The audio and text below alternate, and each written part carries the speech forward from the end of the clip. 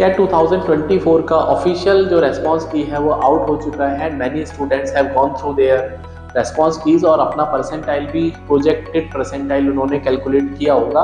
लेकिन पंगा ये लग रहा है कि ओवरऑल परसेंटाइल तो काफ़ी अच्छा है, लेकिन एक आध सेक्शन डूब गया है जिसकी वजह से सेक्शनल कट ऑफ क्लियर नहीं होगी। तो कौन से ऐसे कॉलेजेस हैं जो कि सेक्शनल कट ऑफ को कंसिडर नहीं करते, they take the admission on the basis of overall percentile.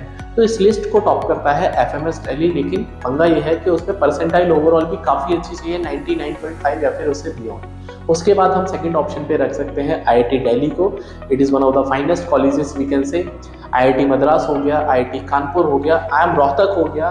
उसके बाद जो जीएलआईएम है ग्रेट लेक, वो भी इसमें एक अच्छा ऑप्शन है। इरमा कॉलेज है, IMT Ghaziabad is also one of the finest colleges. So these are some of the options जो कि आप टारगेट कर सकते हैं without the sectional cut off. All the best for your admission and stay updated with the selection classes.